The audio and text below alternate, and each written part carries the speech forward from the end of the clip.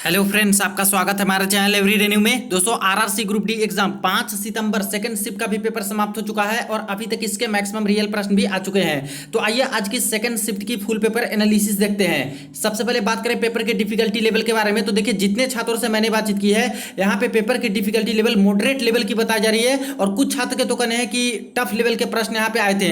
जैसे छात्र जिस तरह से अटेम्प्ट कर रहे हैं उसके अकॉर्डिंग दोस्तों बता रहे हैं, लेकिन ओवरऑल देखा जाए तो मॉडरेट लेवल का ही पेपर रखा जा रहा है। जो रीजनिंग वाला सवाल आया उसी तरह से दोस्तों लेंदी प्रश्न डाले गए थे और यहाँ पे स्क्वायर वाले पे बैठाने के सिटिंग अरेंजमेंट, यहाँ पे पजल वाले जो आ रहे हैं, बिल्डिंग वाले आ रहे हैं कि ऊपर कितने हैं नीचे कितने हैं एक बिल्डिंग में, जैसे ए इस बिल्डिंग में है, बी इस फ्लोर पे है, तो ऐसे करके। इसके बाद यहाँ पे 4 आदमी को बैठा के, 6 आदमी को, 8 आदमी को बैठा के स्क्वायर पे रेक्टेंगुलर वाले टेबल पे, इस तरह से करके दोस्तों सवाल आ रहे हैं। इसमें समय काफी लग रहा है। इसके बाद बात करें हम लोग जो कि साइंस वाले पोर्शन में, तो साइंस वाले में जो 25 क्वेश्चन आ रहे हैं वही दोस्तों कंसेप्ट पर आधारित ही प्रश्न अभी तक पूछे जा रहे हैं। बहुत कम ही प्रश्न आपको ऑनलाइन वाले देखने को मिलेंगे, ज्यादातर कंसेप्ट पर आधारित, यानी चारों ऑप्शन पढ़ के आपको समझना होगा, तब आपको आंसर देना होगा कि कौन कौन इसका सही है। इसके बाद जो आपके न्यूमेरिकल प्रॉब्लम आ रहे हैं वो एज इट इज लाइट वाले चैप्टर से, यानी प्रकाश वाले से आ ही रहा है, मिरर से, लेंस से, ये सब से। और इसके बाद आपका रेजिस्टेंस से, करंट से, वोल्टेज से, ये सब से भी लगातार आ ही रहे हैं। इसके बाद रही बात दोस्तों करंट अफेयर की, तो 2022 से सबसे ज्यादा करंट अफेयर पूछा जा रहा है। आज लगभग 6 से 7 करंट अफेयर पूछे गए, जिसमें से 2022 के लगभग 4 से 5 थे और एक 2021 या फिर 2022 के भी थे। इसके बाद स्टैटिक जीके वाले भी प्रश्न कुछ कुछ बन रहे हैं। यहाँ पे अटेम्प्ट की बात कर ले तो देखिए आज के भी अटेम्प्ट दोस्तों सेकंड शिफ्ट में छात्रों के कम रहे हैं। किन्हीं के यहाँ पे 75 अटेम्प्ट रहे हैं, किन्हीं के 72 अटेम्प्ट रहे हैं, किन्हीं के 79 अटेम्प्ट रहे हैं, एक छात्र के 82 भी अटेम्प्ट रहे हैं जिनसे मैंने रिव्यू लिया है, एक के 62 और एक के 64 के आसपास रहे हैं। देखिए जो रिस्क ले रहे हैं छात्र वो 80 प्लस भी करके आ रहे हैं और यहाँ पे ज्यादा भी करके आ रहे हैं, लेकिन जो ज्यादा निगेटिव नहीं ले रहे हैं, इस तरह का दोस्तों पेपर सेट किया गया है कि आप लोग तेजी से भी सोल्व करते हो तब भी 70, 75, 80 तक जाते जाते यहाँ पे टाइम ही खत्म हो जाते हैं। तो इसलिए फ्रेंड्स कोशिश यही कीजिएगा आप लोग कि जो हार्ड क्वेश्चन लगे उसको पहले छोड़ के और आप लोग पूरा का पूरा क्वेश्चन देखने की कोशिश कीजिएगा, क्योंकि कई छात्र बता रहे हैं कि लास्ट में जो क्वेश्चन आ रहे हैं लगभग 20 से 25 क्वेश्चन लास्ट में इजी आ रहे हैं और शुरू में थोड़ा सा डिफिकल्ट क्वेश्चन डाल दिया जा रहा है। तो इस चीज को आप लोग समझिएगा। अब दोस्तों यहाँ पे बात कर ले अटेंडेंस की, तो अटेंडेंस बहुत कम ही देखने को मिल रहे हैं। अटेंडेंस अभी भी दोस्तों वही 30%, कहीं पे 35%, तो कहीं पे 40% के आसपास ही बताए जा रहे हैं लैब्स में। अब आइए सेकंड शिफ्ट के सारे क्वेश्चन देख लेते हैं। इससे पहले दोस्तों जिनको भी टेस्ट पास बाई करनी है मॉक टेस्ट के लिए, देखिए इनके तरफ से अभी बहुत अच्छी डील मिल रही है और टीचर्स डे पे दोस्तों ये स्पेशल प्राइस यहाँ पे चल रहे हैं, जिसमें ईयरली टेस्ट पास आप लोग सिर्फ और सिर्फ ₹360 में बाई कर सकते हो। इसके लिए कूपन कोड में आपको न्यू टाइप करना होगा। बाई करते समय तुरंत ही आपको 10% ऑफ मिल जाएगा और इस ऑफर का लाभ भी आपको मिल जाएंगे। और इसके बाद जितने भी गवर्नमेंट एग्जाम है, खास करके आरआरसी ग्रुप डी एग्जाम के सारे मॉक टेस्ट अवेलेबल है। एसएससी बैंकिंग और भी डिफरेंट गवर्नमेंट एग्जाम के आप लोग मॉक टेस्ट दे सकते हो। तो वीडियो के डिस्क्रिप्शन बॉक्स में आपको लिंक मिल जाएगी, वहां से जाकर चाहो तो दोस्तों आप लोग बाई कर सकते हो। तो मेरे फ्रेंड्स आज के सेकंड शिफ्ट के क्वेश्चन देखिए। आज के सेकंड शिफ्ट में एक सवाल पूछा गया था, आईसीसी महिला क्रिकेट वर्ल्ड कप 2025 की मेजबानी किस देश के द्वारा किया जाएगा, यानी किस देश में यहाँ पे खेला जाएगा आईसीसी क्रिकेट वर्ल्ड कप 2025 महिला वाला। तो देखिए इंडिया इसकी मेजबानी करेगी, तो ये करेक्ट आंसर हो जाता है। ये यहाँ पे करंट अफेयर के सवाल। एक देखिए प्रश्न पूछा गया है कि च्यवनप्राश में जो यहाँ पे आंवला का उपयोग किया जाता है उसका रासायनिक नाम क्या होता है। तो जनरली दोस्तों यहाँ पे आंवला का जो साइंटिफिक नेम है वो पूछ दिया गया है। अब इसके साइंटिफिक नेम की बात करें तो फिलैंथस इंडिका इसका साइंटिफिक नेम हो जाता है, रासायनिक नाम यहाँ पे हो जाता है। ये एक देखिए सवाल यहाँ पे पूछा है रिएक्शन से, और रिएक्शन कुछ इस प्रकार का दिया गया था, CuO प्लस H2 था। अब ये जो रिएक्शन होके बनेगा दोस्तों Cu और प्लस H2O बनेगा, तो किसमें रिडक्शन यानी कि अपचयन हो रहा है। तो देखिए ये जो रिएक्शन है फ्रेंड्स ये रिडॉक्स रिएक्शन है।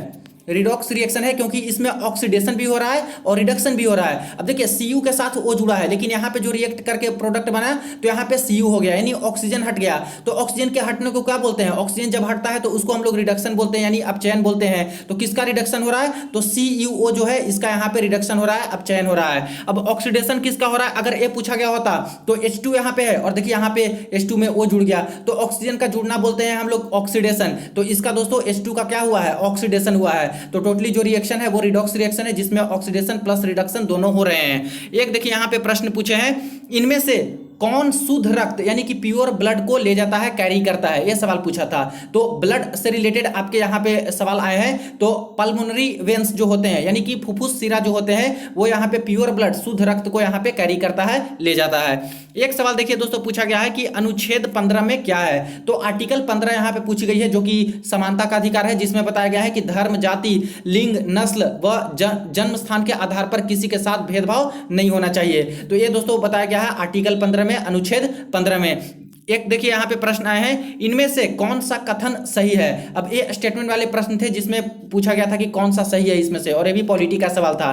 तो इसका करेक्ट आंसर था राज्यसभा कभी भी भंग नहीं हो सकती है और सदस्यों की कार्यकाल यहाँ पे 6 वर्ष का होता है। तो ये दोस्तों इसका करेक्ट आंसर होता है, ये एक ऑप्शन दिया गया था। एक प्रश्न देखिए पूछा गया है जो कि करंट अफेयर का ही है, पहले भी ये सवाल दोस्तों पूछा गया है, ये रिपीटेड सवाल है। शांति स्वरूप भटनागर पुरस्कार किसे दिया गया है। अब देखिए शांति स्वरूप भटनागर पुरस्कार साइंस एंड टेक्नोलॉजी के फील्ड में यहाँ पे दिया जाता है, विज्ञान एवं प्रौद्योगिकी के क्षेत्र में। अब कई सारे लोगों को यहाँ पे दिए गए हैं, मैथमेटिक्स में अलग, यहाँ पे फिजिक्स में अलग। तो इसके अकॉर्डिंग जब नाम रहते तो आपको टिक लगाना था, तो मुझे ऑप्शन इसका नहीं मिल पाया है। तो ये भी एक सवाल दोस्तों पूछा गया है। ये सब सारे कुछ देख लीजिएगा, कुछ कुछ पुरस्कार से रिलेटेड भी आ जा रहे हैं किसी किसी शिफ्ट में। एक देखिए प्रश्न आया है जो कि ये भी रिपीटेड प्रश्न है फ्रेंड्स, डेली एनालिसिस देखते हो तो आपको पता होगा। अनुच्छेद 343 ए में क्या है। अब दो बार ये रिपीट हो चुका है। तो 343 ए जो आर्टिकल है उसमें बताया गया है संघ की राजभाषा हिंदी और लिपि देवनागरी होगी, इसके बारे में बताए गए हैं। एक और प्रश्न देखिए जो कि करंट अफेयर का प्रश्न पूछा गया है कि बच्चों के स्वास्थ्य के लिए और शिक्षा के लिए यूनिसेफ ने किसके साथ एक समझौता किया है, किस मंत्रालय के द्वारा या फिर किस डिपार्टमेंट के द्वारा। तो नीति आयोग के साथ दोस्तों यूनिसेफ ने समझौता किया है।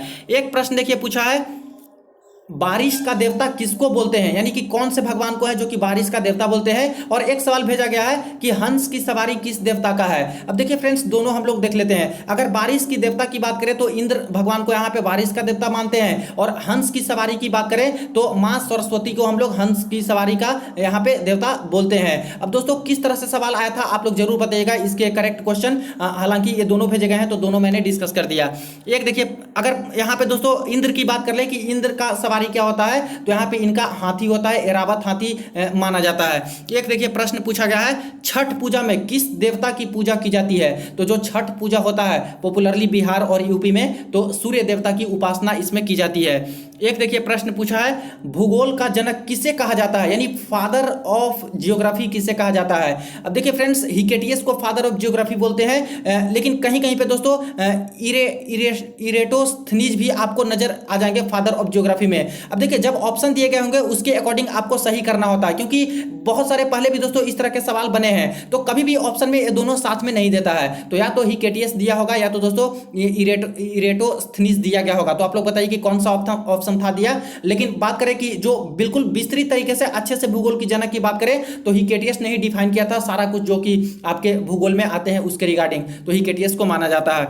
एक देखिए प्रश्न पूछा गया है, आम जनता यानी जो कॉमन पीपल होते हैं वो किसके संपर्क में रहती है। तो 4 ऑप्शन था दोस्तों, पुलिस प्रशासन के संपर्क में, राज्य सरकार के संपर्क में, गृह मंत्रालय या फिर स्थानीय सरकार। तो इसका करेक्ट आंसर हो जाएगा स्थानीय सरकार, जो कि हमारी जो पंचायती राज व्यवस्था होती है वहां पे जो सरकारों का गठन होता है उसके संपर्क में हम लोग रहते हैं, जो कि आम जनता रहती है।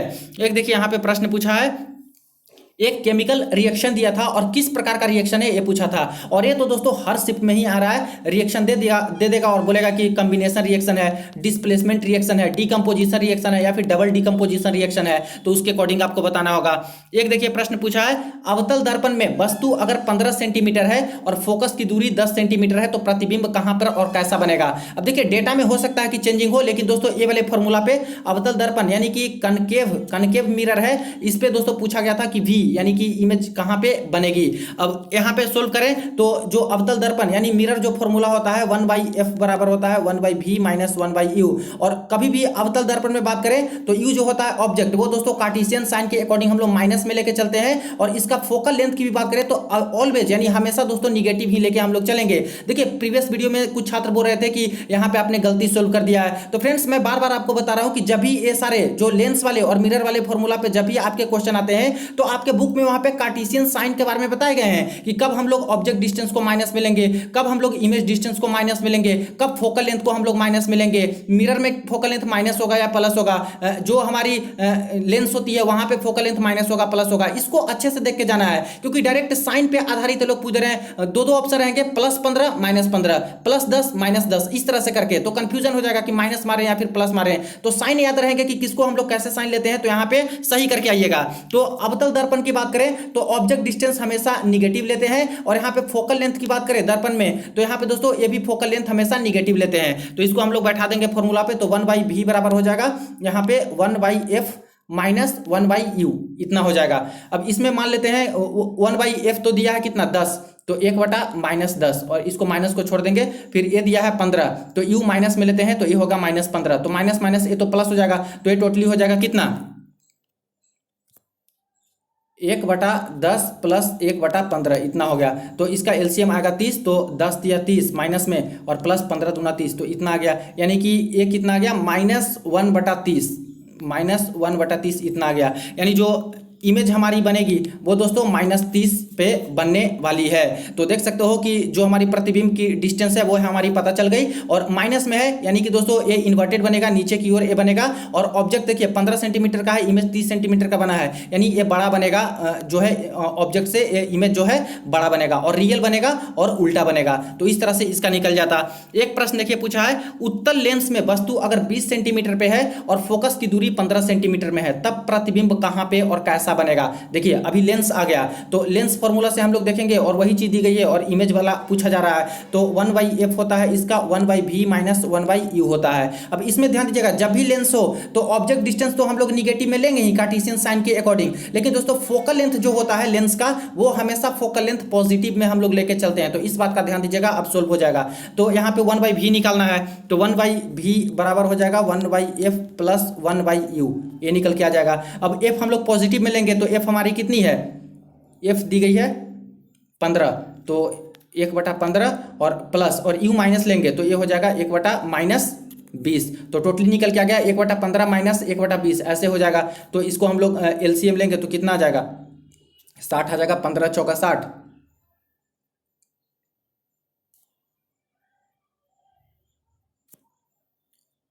और यहाँ पे अगर इसको हम लोग माइनस लेते हैं तो 20 या 60 तो 3, तो 1/60 यहाँ पे निकल के आ जाएगा। इसको पलट देंगे तो v बराबर हमारी आ गई यहाँ पे कि 60 सेंटीमीटर पे ये दोस्तों हमारी जो इमेज है बनेगी, और इससे बड़ी बनेगी। देखिए जो 20 सेंटीमीटर का है लेकिन इमेज बना 60 सेंटीमीटर का, तो इससे बड़ा बनेगा इस तरह से, और प्लस में आया है तो दोस्तों यहाँ पे ऊपर की ओर बनेंगे, यानी कि ये जो इमेज बनेगी वो दोस्तों वर्चुअल इमेज बन जाएगी। इसके बाद देखिए एक और यहाँ पे सवाल पूछे गए हैं जो कि आपके लाइट वाले टॉपिक से हैं, प्रकाश वाले टॉपिक से हैं, कि आपतित किरण यानी इंसिडेंट रे और परावर्तित किरण यानी रिफ्लेक्टेड रे के बीच में कितना डिग्री का कोण बनेगा। अब इसमें दोस्तों कुछ चीज मिसिंग है, जैसे देखिए यहाँ पे अगर हम लोग कोई प्लेन मिरर मान के चलते हैं और यहाँ पे कोई भी इंसिडेंट रे आती है तो उतना ही एंगल पे, जितना एंगल पे आती है फ्रेंड्स उतना एंगल पे जो है मुड़ के चली जाती है, यानी कि एंगल ऑफ इंसिडेंस होता है वो दोस्तों एंगल ऑफ रिफ्लेक्टेड रे भी होता है। तो अगर यहाँ पे कोई मान लेते हैं कि 45 डिग्री पे एंगल ऑफ इंसिडेंस है तो एंगल ऑफ रिफ्लेक्शन भी कितना होगा 45 डिग्री होगा, यानी कि ये दोनों के बीच में जो एंगल हो जाएगा वो 90 डिग्री हो जाएगा। अगर यहाँ पे एंगल ऑफ इंसिडेंस 60 डिग्री होंगे तो एंगल ऑफ रिफ्रैक्शन भी कितना होगा 60 डिग्री होगा, यानी इन दोनों के बीच में जो एंगल बन के आएगा तब दोस्तों यहाँ पे 120 डिग्री के एंगल इस तरह से बन के आएंगे। तो ये देखने वाली बात है कि किस तरह से क्वेश्चन दिया गया होगा, लेकिन ये पूछा है कि दोनों के बीच में एंगल कितना होगा इस तरह से। एक देखिए यहाँ पे सवाल पूछे गए हैं, अवतल दर्पण में अगर फोकस और पोल के बीच की दूरी दी गई है तो centre of curvature and pole के बीच में दूरी कितनी होगी। तो अवतल दर्पण हम लोग यहाँ पे ड्रॉ कर लेते हैं। ए होता है पोल और ए होता है फोकस और ए होता है सेंटर ऑफ कर्वेचर। तो फोकस और पोल के बीच में दूरी दी गई है, मान लेते हैं कि 10 सेंटीमीटर दी गई है, यहाँ पे एग्जांपल के तौर पे मान लेते हैं। अब पूछा कि सेंटर ऑफ कर्वेचर और पोल के बीच में कितना दूरी होगा। तो दोस्तों आपको पता है कि इसके बीच में जो दूरी होती है इससे डबल दूरी यहाँ पे पोल और सेंटर ऑफ कर्वेचर के बीच में होती है। तो अगर इसका दूरी 10 है तो इसका यहाँ पे दोस्तों 20 हो जाएगा, यानी इसका दूरी अगर मान लेते हैं कि f है तो ये टोटल का दूरी कितना हो जाएगा 2f हो जाता है इस तरह से। तो इसके अकॉर्डिंग आपको सही करके आ जाना था। एक देखिए प्रश्न पूछा है, निम्नलिखित में से किसमें एक मार्क नहीं होता है। अब दोस्तों जो एक मार्क की बात करते हैं तो एक मार्क खाने वाले जो प्रोडक्ट होते हैं वहां पे एक मार्क लगते हैं, और जो यहाँ पे नॉन मटेरियल थिंग होते हैं जैसे कि आपका आभूषण ये सब हो गया वहां पे हॉलमार्क उसका लगता है। तो देखिए शहद था, सब्जियां था, स्वर्णाभूषण था। शहद खाने वाली प्रोडक्ट है, इसमें यहाँ पे 1 मार्क लगती है, कोई कंपनी की रहती है। तो सब्जियां हैं वो भी दोस्तों यहाँ पे 1 मार्क लग सकती है, लेकिन स्वर्णाभूषण जो है, जो आभूषण होते हैं, ज्वेलरी होते हैं, वो यहाँ पे 1 मार्क उसमें नहीं लगते हैं। तो खाने वाले प्रोडक्ट में ही 1 मार्क लगाया जाता है। तो इसका हो जाता है ये वाला कि गलत है।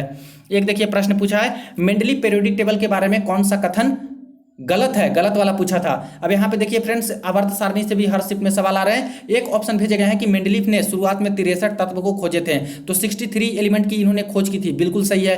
अनुभार के आधार पर तत्वों को रखा था। पीरियोडिक टेबल में दोस्तों उनके जो एटॉमिक मास होते हैं उसके अकॉर्डिंग ही रखा गया था, तो ये भी बिल्कुल सही है। बाकी जो 2 ऑप्शन मुझे नहीं मिल पाए हैं उसमें एक गलत होगा और उसी को सिलेक्ट करना होगा।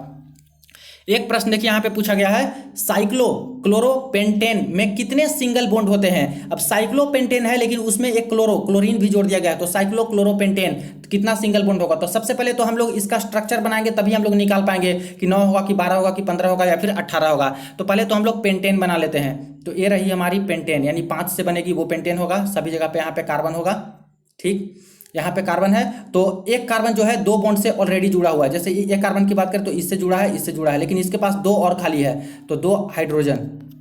एक कार्बन है फिर 2 से जुड़ा है, तो इसके पास भी 2 हाइड्रोजन।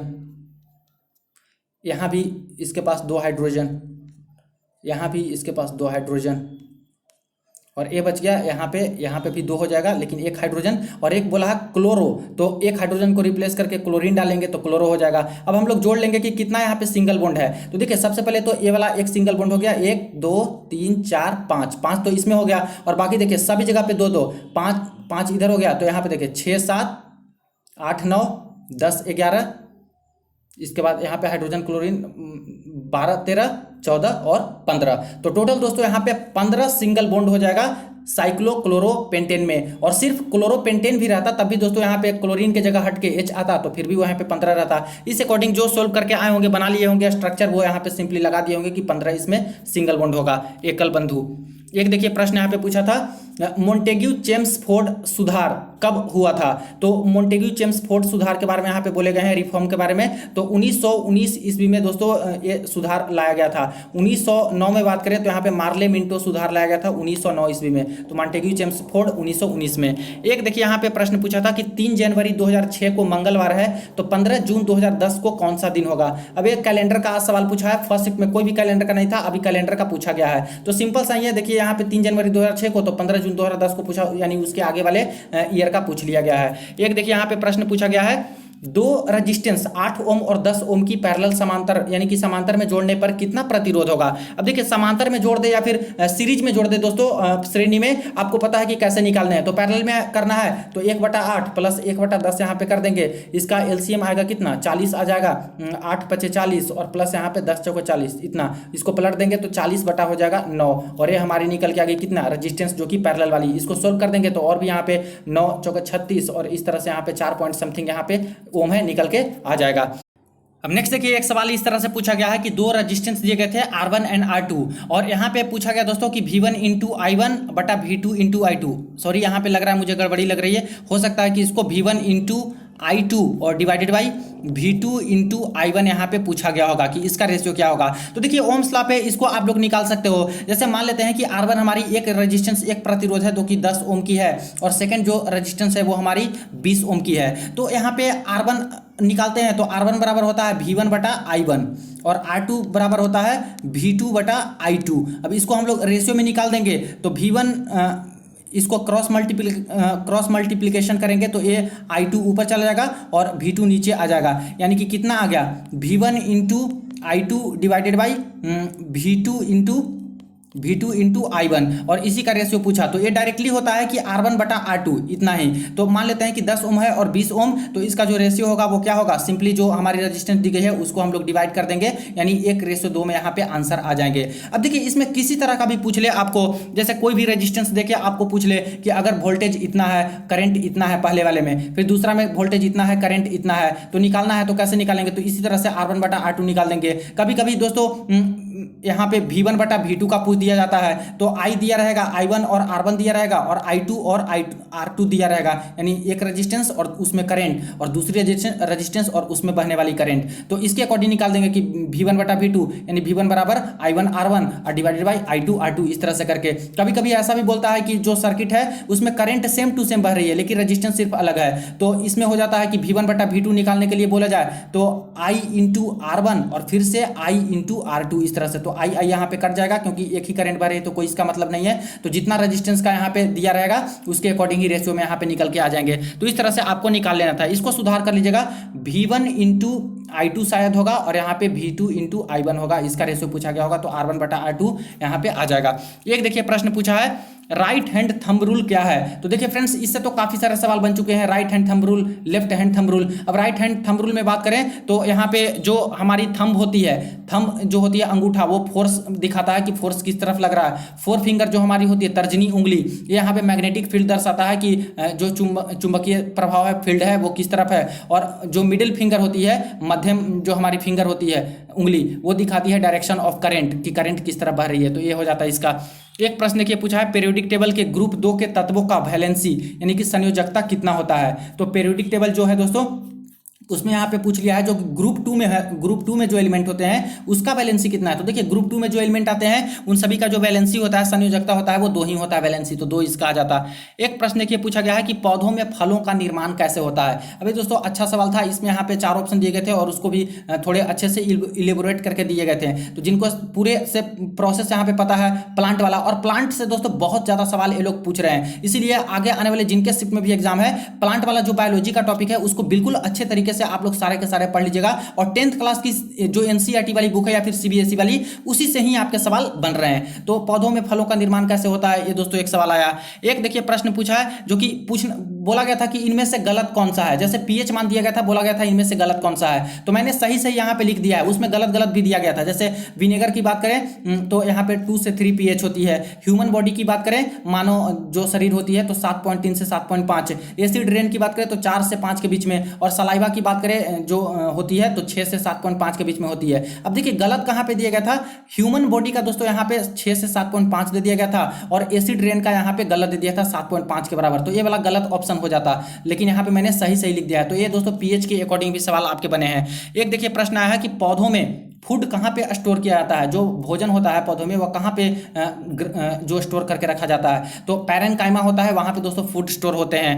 एक प्रश्न पूछे गए हैं कि इनमें से कौन सा तृतीयक क्षेत्रक से संबंधित है, यानी टर्शियरी सेक्टर में कौन आता है। अभी देखिए आपके इकोनॉमिक के सवाल हैं, कृषि, तो एग्रीकल्चर जो होता है दोस्तों वो आपके फर्स्ट जो सेक्टर होते हैं उसमें आते हैं, प्रथम क्षेत्रक में आते हैं। शिक्षा है जो कि आपके टर्शियरी सेक्टर में आते हैं, जो कि सेवा वाला हो गया, ट्रांसपोर्ट और ये सब हो गए, तो ये शिक्षा आ जाएगा इसका टर्शियरी यानी तृतीयक क्षेत्रक में। एक देखिए फिर से दोस्तों ये प्रश्न आया है और लगातार 2-3 दिन से ये रिपीट हो रहा है, मेंडल वाला, कि मेंडल का जो मटर का एक्सपेरिमेंट हुआ था उसमें से जो मोनो हाइब्रिड करवाया था, तो F1 में जीनोटाइप का रेशियो क्या था, मोनो हाइब्रिड में F1 में फिनोटाइप का रेशियो क्या था, फिर डाई हाइब्रिड में F2 में फिनोटाइप का रेशियो क्या था। अब कौन कौन से पूछ दिए गए हैं, तो ये फ्रेंड्स आपका आ चुका है मोनो हाइब्रिड F1 जीनोटाइप। तो अगर ये पूछा गया होगा तो 1:2:1 हो जाता। मोनो हाइब्रिड F1 फिनोटाइप की बात करें तो फिनोटाइप का रेशियो होता है 3:1। और यहाँ पे डाई हाइब्रिड F2 फेनोटाइप ये भी पूछ दिया गया है एक शिफ्ट में, तो इसका रेशियो होता है 9:3:3:1। तो इसको रट जाइएगा और आप लोग अपने बुक से भी देख लीजिएगा, और भी चीजें हैं फ्रेंड्स। F1 का भी डाई हाइब्रिड में दिया गया है, फिर मोनो हाइब्रिड वाले में F2 का दिया गया है, तो सिर्फ रेशियो डायरेक्ट यहाँ पे पूछ लिया जा रहा है, तो ये आपका बन जाएगा अगर आगे आने वाले शिफ्ट में अगर पूछ लिया जाए तो इसको देख लीजिए। एक देखिए प्रश्न पूछा है कि जलीय जीव श्वसन के दौरान ऑक्सीजन कहां से लेते हैं। तो जो यहां पे एक्वेटिक एनिमल्स होते हैं जैसे कि फिश हो गए और हो गए, तो वो ऑक्सीजन कहां से लेते हैं, कैसे, तो dissolved oxygen in water, water में जो डिजोल्व्ड ऑक्सीजन होते हैं, पानी में घुली हुई ऑक्सीजन, उसको लेते हैं ये लोग। एक प्रश्न देखिए पूछा गया है, मांग वक्र से एक क्वेश्चन आया था फ्रेंड्स, और ये भी लगभग 3 बार ये रिपीट हो चुका है आपके इकोनॉमिक वाले सवाल से। तो मांग वाला जरूर पढ़ के जाइएगा कि क्या क्या इस पे कॉन्सेप्ट पे आधारित पूछ सकते हैं लोग। जो मांग का वक्र होता है इस तरह से इसका आता है, एक तरफ कीमत और मांग की मात्रा, कितनी मात्रा में मांगी जाती है, कितना कीमत बढ़ा है, इससे रिलेटेड यहाँ पे होता है मांग वक्र, आपका डिमांड वाला जो ग्राफ होता है। एक देखिए प्रश्न पूछा है डिमांड कर्व, रासायनिक अभिक्रिया को किस विधि से संतुलित किया जाता है, यानी बैलेंस कैसे किया जाता है, कौन से प्रोसेस से। जैसे कोई भी अगर केमिकल रिएक्शन होती है तो देखिए कोई भी अगर केमिकल रिएक्शन होती है तो उसको बैलेंस कैसे करते हैं, तो उसको बैलेंस करते हैं कि जैसे कि उसके जो अणु होते हैं उसको इक्वल हम लोग करते हैं, जो कितने अणु है, जैसे यहाँ पे कार्बन का कितना है 2 है, यहाँ पे कार्बन का कितना है 4 है, तो इसको कैसे बैलेंस करना है, तो अणु भार को देखते हुए दोस्तों उसका कितना कितना है उसको हम लोग बैलेंस करते हैं। तो इसके अकॉर्डिंग वहां पे 4 ऑप्शन दिया गया होगा, उसमें से जो आपको सही लगते थे उसके अकॉर्डिंग आपको सही करके आना था। तो ये फ्रेंड्स आज के लेवल आप लोगों ने देखा कि जीके और साइंस का किस तरह का लेवल रखा गया है सेकंड शिफ्ट में। यहाँ पे काफी ज्यादा कंसेप्ट पर आधारित ज्यादा प्रश्न पूछ लिए गए थे,